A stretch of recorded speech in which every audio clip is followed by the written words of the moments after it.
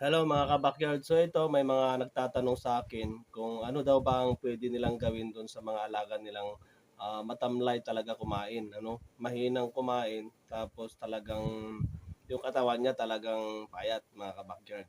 So ito mga ka-backyard, ito ay sistema ko lamang at baka pwede nyong gawin. At ito ay talagang nangyari na rin sa akin na talagang napakaganda naman ang naging resulta mga ka-backyard at napaka-effective. Gumana siyang kumain at the same time, medyo gumanda yung katawan niya. So ito mga ka-backyard, inuulit ko, sistema ko lang ito. Hindi ko ito ituturo sa inyo na para ito ay sundan nyo. Pwede nyo itong gayahin mga ka-backyard o pwede nyo itong gawin. Kung hindi man magiging effective, pwede po kayong lumipat sa mga ibang tips mga ka-backyard. At least ako po mga ka-backyard bilang isang content creator na ang ating topic ay ganito, yung mga hilig natin, ang pambansang sport. At mabibigyan ko pa rin kayo ng tips mga kabakyard. So una, ang ginagawa ko dyan mga kabakyard ay pinapainom ko po yan ng antibiotic. No? Dire-diretso mga kabakyard araw-araw. Hanggang makikitaan ko siya ng pagbabago.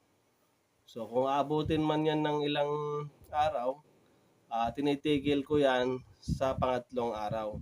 No? So for example, nagbigay ako ng until 500 ngayon, ngayong Lunes, magbibigay ako once a day lang mga kabakyard, no, isang beses lang. So nagbibigay ako diyan tuwing umaga. Umaga mga kabakyard. After meal mga kabakyard ha. So yun mga kabakyard, pasensya na may bumili ano. So ulitin ko, Lunes magbibigay tayo at tuwing umaga lang after meal mga kabakyard. Martes magbibigay tayo, Merkules magbibigay tayo. So Webes po hindi na po tayo magbibigay. So after nun, magbibigay ulit tayo ng Biyernes. So tuloy-tuloy lang sa loob ng isang linggo mga kabakyard, kailangan makainom siya ng mga antibiotic dire-diretso, no? So ititigil lang natin every 3 days mga kabakyard.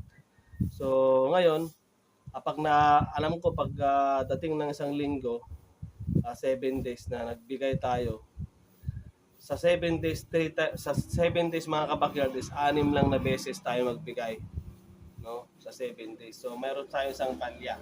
So titigil po natin yan. Yan po yung tinatawag nilang bacterial flushing mga kabakyard. So ginagawa yan lalo kung bago sila magsalang, no? Magsalang ng paghahanda, no mga kabakyard. So yan kasi maaring may mga namumuong sakit sa ating mga alaga. Kaya bakit sila matamlay, bakit sila mahinang kumain. So bacterial flushing ang formula na ganyan na ginagawa. So subukan nyo lang mga ka-backyard, wala namang mawala. Hindi po ma-overdose yung mga alaga kasi nga once a day lang po tayo magbibigay. Tapos siyempre kailangan nanggaling na yan sa purga mga ka-backyard at nagbigay na rin kayo ng B-complex. Yan mga ka-backyard. So yun lang mga ka-backyard, yun lang yung gusto kong ibigay na tips sa mga nagtanong. At ito na nga yun mga ka-backyard.